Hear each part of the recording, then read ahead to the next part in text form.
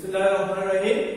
আনিসুল্লাহ Nabarun academy কর্তৃক আয়োজিত online ক্লাসে আমি আজকে গণিত বিষয়ে একটি সলিউশন প্রশ্নের সমাধান করার জন্য তোমাদের সাথে উপস্থিত হয়েছি। অষ্টম শ্রেণীর গণিত বইয়ে আমরা একটা সৃজনশীল করব, যে অঙ্কটা হচ্ছে দ্বিতীয় অধ্যায় অর্থাৎ শতকরা মুনাফা অধ্যায়ের একটা সলিউশন। আমরা আজকে উদ্দীপকটা এবং প্রশ্নগুলো আগে একবার পড়ে নিই এবং খাতায় সবাই লিখে নিই, যাতে করে আমরা পরে এই প্রশ্নগুলো সমাধান করতে আমাদের যাতে কোনো সমস্যা না হয়। আমি প্রশ্নটা বোর্ডে লিখছি এবং মুখে বলে দিচ্ছি, তোমরা সবাই তোমাদের খাতায় লিখে নাও। জনাব শফিক বার্ষিক 7% মুনাফায় 30,000 টাকা একটি ব্যাংকে জমা রাখবেন। এটা হচ্ছে আমাদের উদ্দীপক, অর্থাৎ বার্ষিক মানে এক বছর, 7% মানে শতকরা 60 টাকা, মুনাফায় 30,000 টাকা একটি ব্যাংকে জমা রাখবেন। তাহলে আমাদের প্রশ্ন হচ্ছে তার 5 বছরের সরল মুনাফা নির্ণয় করা, অর্থাৎ আমাদেরকে 5 বছরে তার সরল মুনাফা নির্ণয় করার জন্য বলা হয়েছে। দ্বিতীয়তে আমাদেরকে বলা হয়েছে প্রশ্নে উক্ত টাকা 2 বছরের চক্রবৃদ্ধির মূলধন নির্ণয় করা। তারপরে বলা হচ্ছে 3 বছরের সরল মুনাফা ও চক্রবৃদ্ধির মুনাফার পার্থক্য নির্ণয় করো। আমরা সকলেই নিশ্চয় প্রশ্নটা লিখছি এবং এখন আমরা প্রথম প্রশ্নের সমাধান করতে যাব। দেখো আমাদের প্রথম প্রশ্ন হচ্ছে 5 বছরে সরল মুনাফা কত। তাহলে আমাদের এখানে দেওয়া আছে শফিক বার্ষিক 7% মুনাফায় 30,000 টাকা। তাহলে আমাদের আসল হচ্ছে আমরা লিখব ক আসল ফি সমান 30,000 টাকা। এটা হচ্ছে আমাদের আসল। তারপরে বার্ষিক মানে এক বছর 7%, পার্সেন্টটা আমরা জানি শতকরা হিসাব। তা আমরা শতকরা হিসাবকে কি ধরি? শতকরা হিসাবকে আমরা আর ধরি। তাহলে আর সমান হচ্ছে 7%। এই পার্সেন্টের কারণে আমাদের এখানে 100 আর 7, অর্থাৎ আমরা আর এর মান পেয়েছি 100 ভাগে 7 টাকা। তারপরে আমাদেরকে প্রশ্ন বলা হয়েছে 5 বছরের, এজন্য আমরা লিখব সময় n সমান 5 বছর। তাহলে আমাদেরকে বলা হয়েছে সরল মুনাফা নির্ণয় করো। আমরা সকলেই জানি সরল মুনাফা সমান আয়। তাহলে আমরা এখন লিখব সরল মুনাফা আয় ইকুয়াল টু প্রশ্নবোধক চিহ্ন, অর্থাৎ আমরা আয়ের মান বের করব। তাহলে আমরা এখন লিখব, আমরা জানি I equal to P and R. I equal to P and R. আমরা পি এর মান কত পেয়েছি? 30,000 টাকা এবং এর মান পেয়েছি আমরা 5 বছর, আর এর মান পেয়েছি আমরা 100 ভাগে 7। দেখো আমাদের এখানে পি এর মান বসানো হয়েছে, তারপরে এখানে কোনো চিহ্ন নাই মানে গুণ চিহ্ন, তারপরে এর মান বসানো হয়েছে, তারপরে আর এর মান বসানো হয়েছে। এখন আমরা দুইটা ভাবে এই অঙ্কটা করতে পারি। সেটা হচ্ছে এই 30,000, 5 এবং 7, এই তিনটাকে যদি গুণ করে 100 দিয়ে ভাগ করে আমরা এখানে উত্তরটা বসাই দিই তাও পারবো।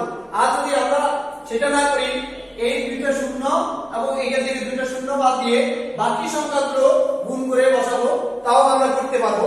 আমরা দুইটা ভাবে যেভাবে করে নিই অঙ্কটা হয়ে যাবে।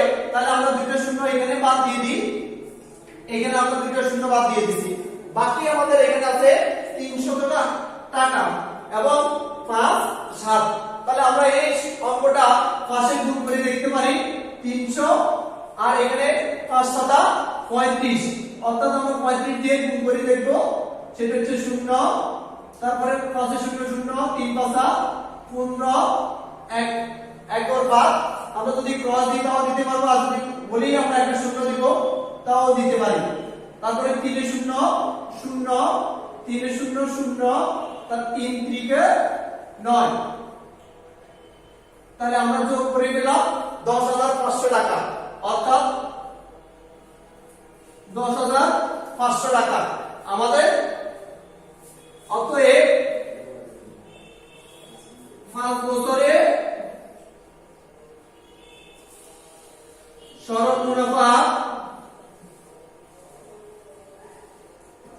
10,500 টাকা।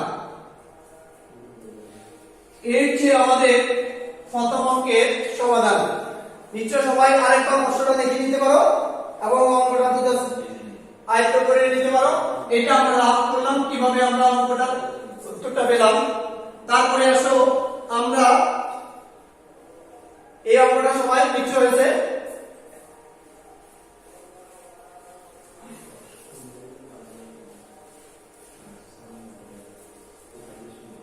তারপরে আমরা যাব দ্বিতীয় প্রশ্নে। দ্বিতীয় প্রশ্ন আমাদের বলা আছে শফিক সাহেব জনাব শফিক সাহেব 7 বছরের মুনাফায় 30,000 টাকা একটি ব্যাংকে জমা রাখলে উক্ত টাকা মানে আমাদের 30,000 টাকা এবং 2 বছরের চক্রবৃদ্ধির মূলধন। উক্ত টাকাটা হচ্ছে আমাদের 30,000 টাকা। আর যেহেতু মুনাফার হারও দিয়ে দিয়েছে, সময় আমাদের 2 বছর দিয়ে দিয়েছে, তাহলে আমরা এখানে লিখব, এখানে আমরা আগেই বলেছি আসলকে আমরা ফি ধরি, এজন্য আর আসল লিখলাম না। এখন আমরা লিখব ফি সমান 30,000 টাকা আর সরল মুনাফা মানে আর সমান হচ্ছে 7% সমান 100 ভাগে 7। তারপরে আমাদেরকে সময় দেওয়া আছে 2 বছর, n মানে 2 বছর, তাহলে n এর মান পেয়েছি আমরা 2 বছর। এই তিনটা মান আমরা এখানে পেয়েছি, একটা হচ্ছে r এর মান, একটা ফি এর মান আর একটা হচ্ছে সময়। এখন আমাদেরকে বলা হয়েছে চক্রবৃদ্ধির মূলধন নির্ণয় করো। চক্রবৃদ্ধির মূলধন হচ্ছে c = প্রশ্নবোধক চিহ্ন। তাহলে আমরা জানি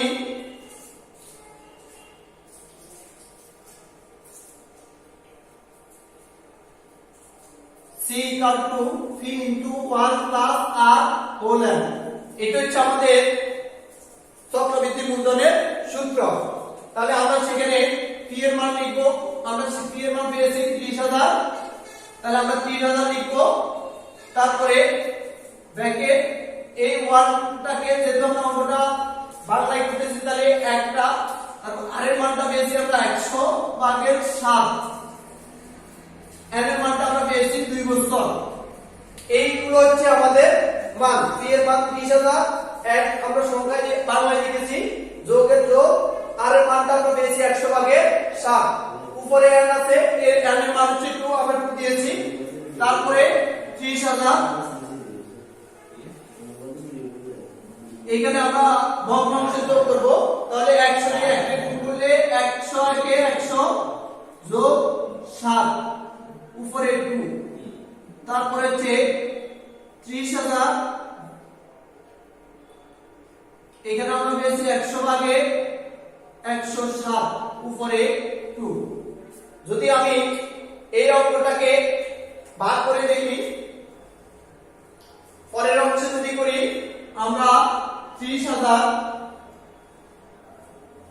এখানে যদি আমি 100 দিয়ে 107 কে ভাগ করি তাহলে আমি পেয়েছি 1.07, উপরে আমার 2 আছে, আমি 2 দিয়ে দিয়েছি। তারপরে আমরা এই হোল 2 মানে 1.07, এটা 2 বার, তাহলে আমরা 2 বার এটাকে গুণ করে বসাবো। যদি আমি এটাকে 2 বার গুণ করে বসাই তাহলে আমার 7 × 7 = 49, 7 থেকে 7 0,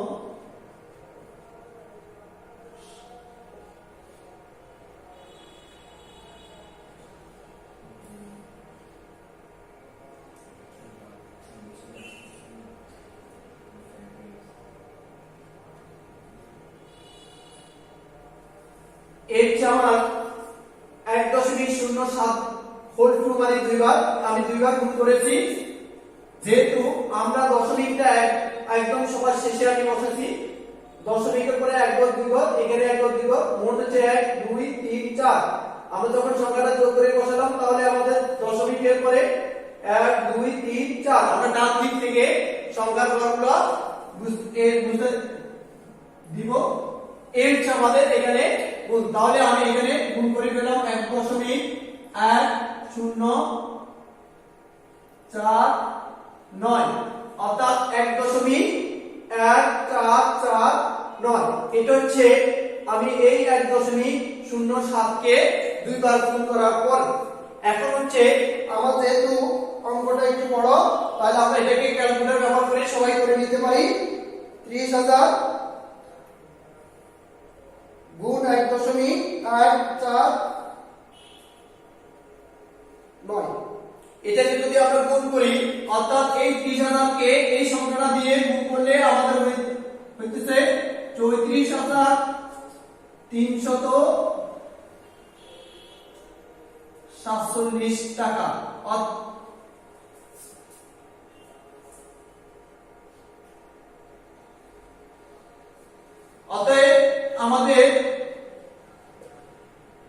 অতএব চক্রবৃদ্ধি মূলধন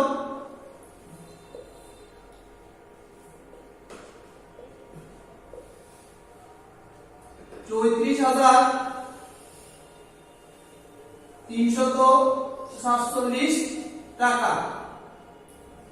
এর যে আমাদের দ্বিতীয় প্রশ্নের সলিউশন, উক্ত টাকার 2 বছরের চক্রবৃদ্ধি মূলধন কত? আমরা উক্ত টাকা 2 বছরের চক্রবৃদ্ধি মূলধন পেয়েছি 34,347 টাকা। আমরা সবাই নিশ্চয় অঙ্কটা উঠেছি।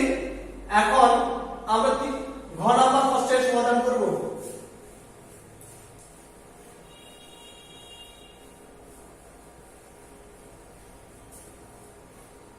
আমাদের ঘ নাম্বার প্রশ্নটা হচ্ছে 3 বছরের সরল মুনাফা ও চক্রবৃদ্ধি মুনাফার পার্থক্য নির্ণয় করো। তাহলে 3 বছরের সরল মুনাফা ও চক্রবৃদ্ধি মুনাফার পার্থক্য নির্ণয় করব। আমরা আগে 3 বছরের সরল মুনাফা বের করব। তাহলে আমাদের এখানে কি দেওয়া আছে? আসল ফি সমান আমাদের হচ্ছে কত? 30,000।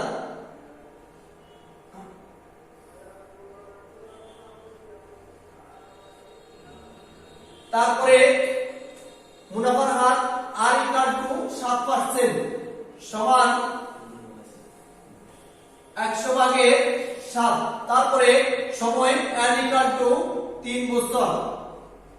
এর যে আমাদের উদ্দীপকে যে শর্তগুলো দেওয়া আছে আমরা এই শর্তগুলো লিখলাম। তাহলে আমাদের সরল মুনাফা হচ্ছে I = প্রশ্নবোধক চিহ্ন, যেহেতু আমরা সরল মুনাফা বাই করব। তাহলে আমরা জানি I = P/R। ফি এর মান আমরা পেয়েছি কত? 30,000 টাকা,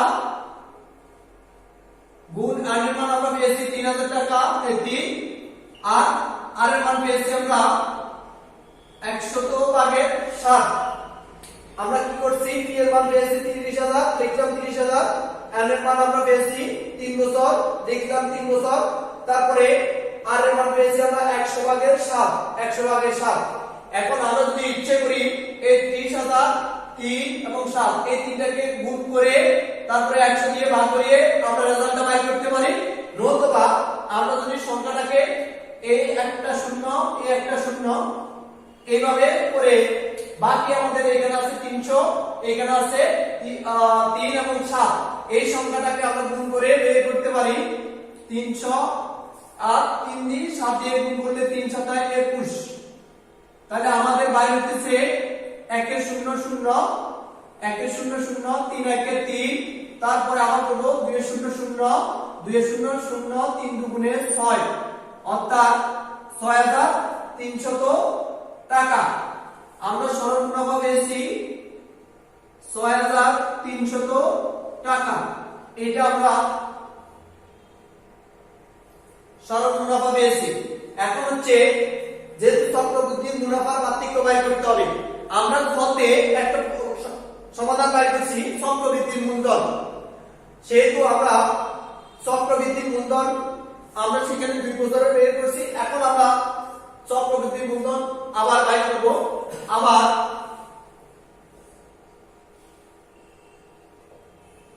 ফি = 30,000 and N = 3 বছর, R = 7% সমান 100/7। এই অংশটুকু যদি আমরা এখানে করে তাও করতে পারবো, আর যদি আমরা এখানে করেছি হিসাবে এখানে যদি না করি তাও করতে পারবো। আমরা যেহেতু চক্রবৃদ্ধির মুনাফা বাই করব, তাহলে আমরা লিখব C ইকুয়াল টু চক্রবৃদ্ধির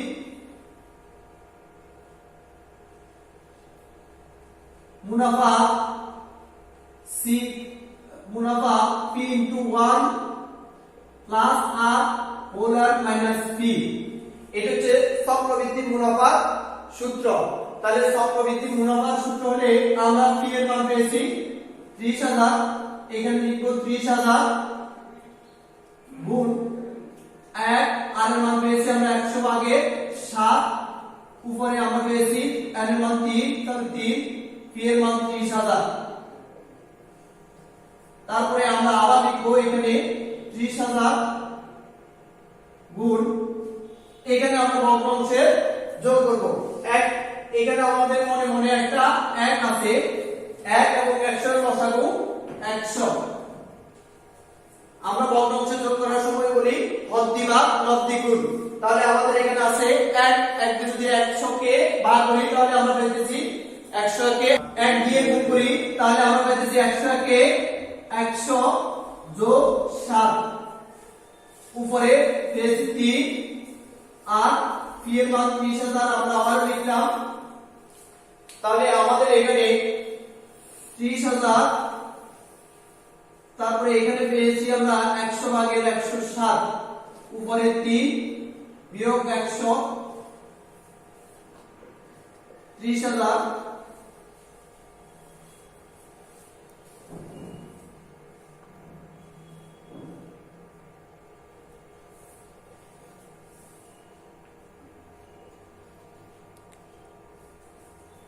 এই হচ্ছে আমাদের মান। এই হোল 3 মানে আমরা এই সংখ্যাটাকে 3 বার গুণ করব, তাহলে আমরা 1.07 কে যদি 3 বার গুণ করি, এটা আমরা ক্যালকুলেটর ব্যবহার করে করলে আমাদের জন্য সুবিধা হবে। সবাই ক্যালকুলেটর ব্যবহার করে গুণটা করার চেষ্টা করো। তাহলে আমাদের এখানে গুণ 30,000 গুণ, আমরা যখন এটাকে ক্যালকুলেটর ব্যবহার করি গুণ করলাম, তখন আমাদের মানটা আসতেছে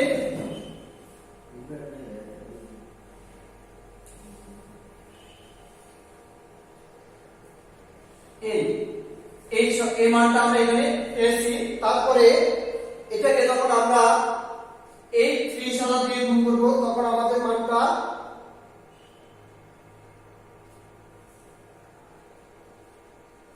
3751.29 টাকা বিয়োগ আমার 30,000। এই 30,000 টাকা যদি আমি বাদ দিয়ে দিই তাহলে আমি চক্রবৃদ্ধি মুনাফা পাবো। তাহলে আমি 30,000 টাকা বাদ দেওয়ার পরে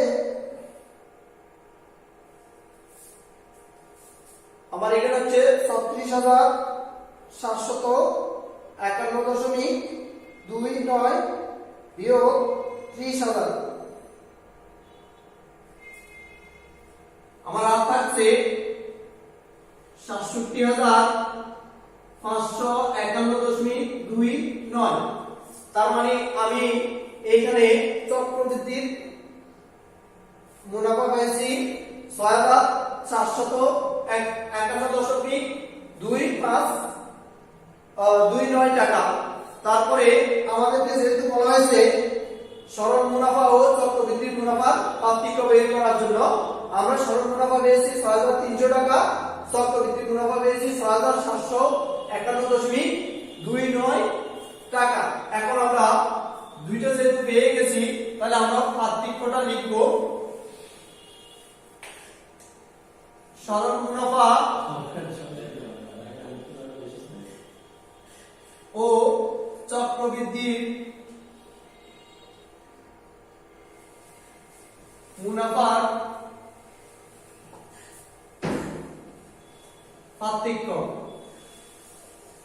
পার্থক্য মানে বিয়োগফল। আমরা সেটা চক্রবৃদ্ধির মুনাফা হচ্ছে 6,751.29 বিয়োগ 6300 টাকা। তাহলে আমাদের পার্থক্য এসে দশমিকের পরে 2 9 1 থেকে 0 বাদ দিলে 1, 5 থেকে 0 বাদ দিলে 5, 7 থেকে 3 বাদ দিলে 7। তাহলে আমাদের পার্থক্য দাঁড়াচ্ছে 451.29 টাকা। অতএব মুনাফা এই সরল মুনাফা চক্রবৃদ্ধির মুনাফা পার্থক্য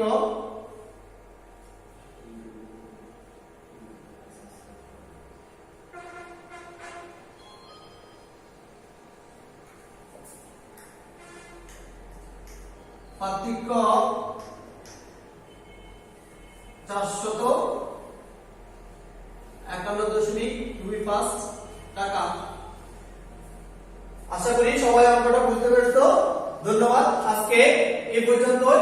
আমরা আগামীকালকে আর একটা অঙ্ক নিয়ে তোমাদের পাশে আসবো এবং নিয়মিত আমাদের ইউটিউব চ্যানেলটি দেখার চেষ্টা করো এবং সাবস্ক্রাইব করবে, যাতে আমরা আরো কিছু ক্লাস তোমাদেরকে দিতে পারি এবং আরো তোমাদেরকে ভালো ক্লাস উপস্থাপন করে আমরা সুন্দর কিছু তোমাদের মাঝে আনতে পারি।